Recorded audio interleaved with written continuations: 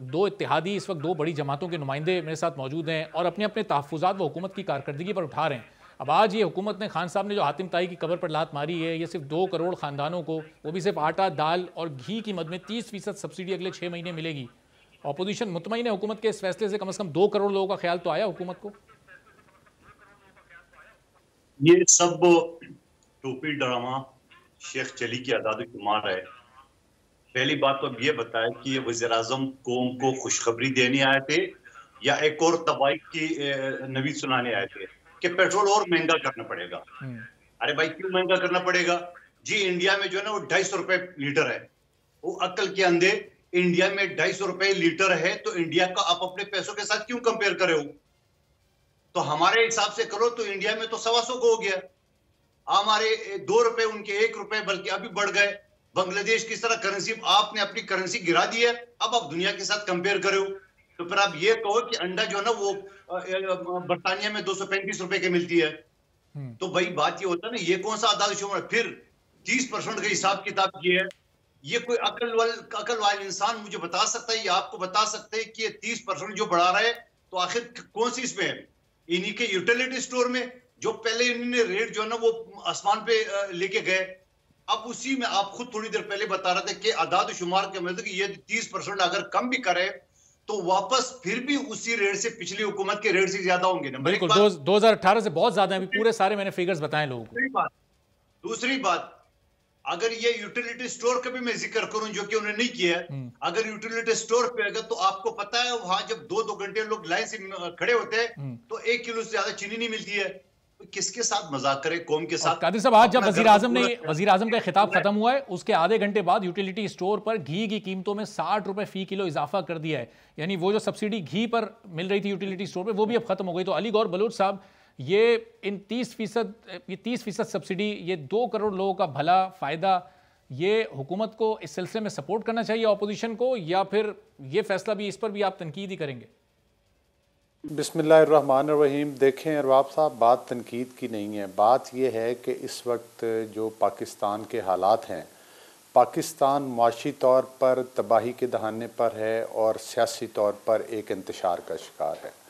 और मेरे नज़दीक और हमारी पार्टी के नज़दीक तो उसकी सिर्फ़ और सिर्फ एक वजह है कि ये एक कठपुतली हुकूमत है और इसको लाने वाले भी जो हैं वो भी इस गुनाह में बराबर के शरीक हैं, और ये तो फिर उस गुनाह का नतीजा है जिसके ज़रिए ये हुकूमत मार्द वजूद में आई है। महंगाई की ये सूरत हाल है कि परचून रेट में इस वक्त चीनी की कीमत जो है वो 130 के करीब पहुंच चुकी है, और आप अंदाज़ा कर लें कि अद्वियात देख लें, आटा देख लें, घी देख लें, दालें देख लें, मतलब है क्या चीज़, जो भी सब्ज़ियाँ, जो भी रोज़मर्रा की इस्तेमाल की चीज़ें, कपड़ा, जूता, गरीब की जो भी नेसेसिटी है, जो भी उसकी ज़रूरत है, वो इस जालिम हुकूमत ने एक जालमाना तरीके के साथ उनकी पहुँच से दूर कर दी है।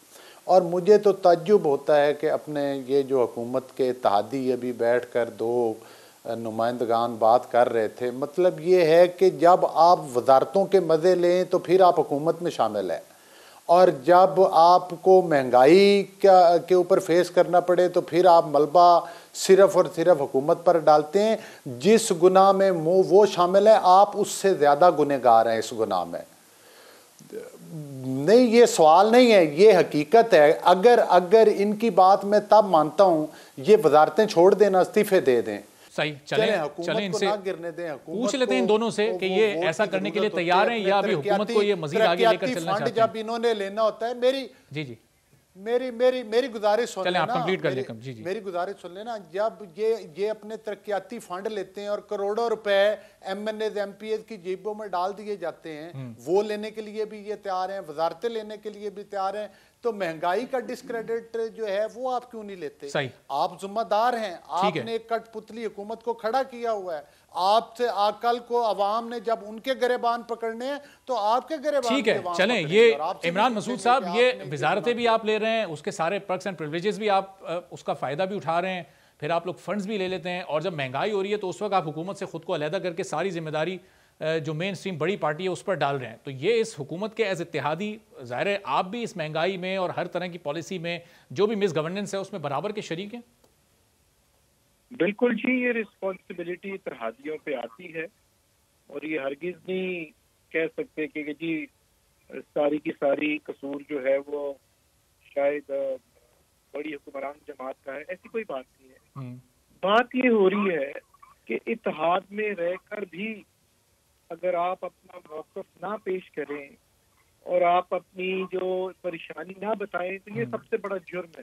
اچھا, اب یہ ہرگز نہیں ہو سکتا کہ ہم نے اگر وزارتیں لی ہوئی ہیں یا ڈیولپمنٹ فنڈ لیا ہوا ہے اور ہم خاموشی سے بیٹھ جائیں, ایسا بالکل نہیں ہوگا.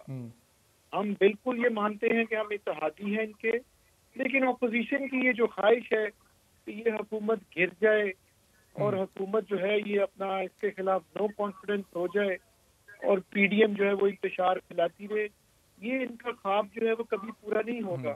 اور اتحادی انشاءاللہ تعالیٰ ساتھ کھڑے ہیں.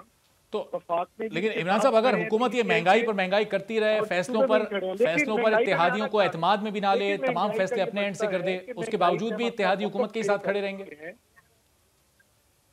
مہنگائی پہ جہاں تک آپ نے بات کی ہے, بالکل مہنگائی کی کانگریس اس حکومت نے لی ہے, سبسڈی انہوں نے دی ہے.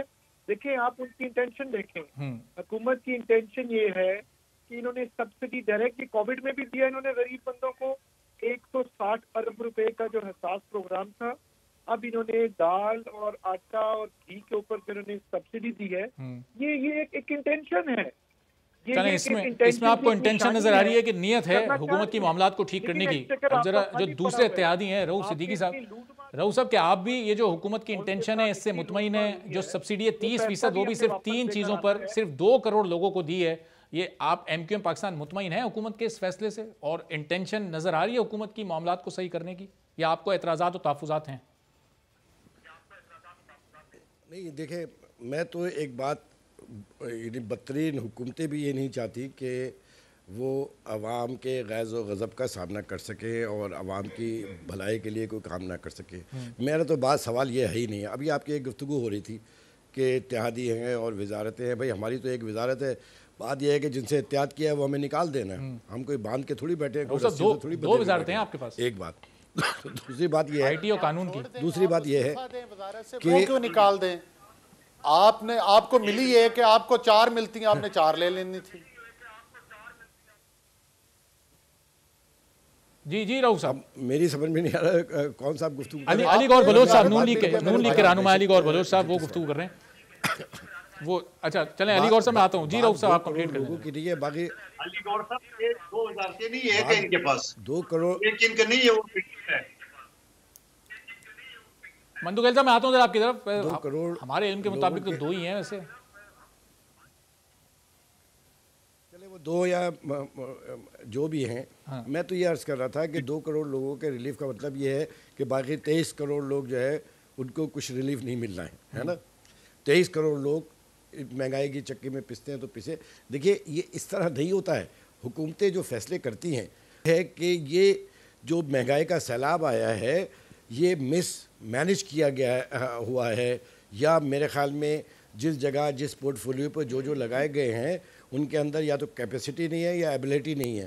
مثال کے طور پہ وہ چیزیں جو پیٹرولیم اور دیگر چیزیں ہیں وہ تو ایک الگ بات ہے کہ آپ نے بر وقت معاہدے نہیں کیے, آج آپ معاہدے کر رہے ہیں, یہ ایک مسئلہ فیس غرض ہے, اس پہ میں بات نہیں کر رہا. میں تو یہ بات کر رہا ہوں کہ ایک زرعی ملک ہوتے ہوئے آٹا اور چینی. سبسکرائب کریں اور بیل دبائیں تاکہ کوئی خبر رہ نہ جائے.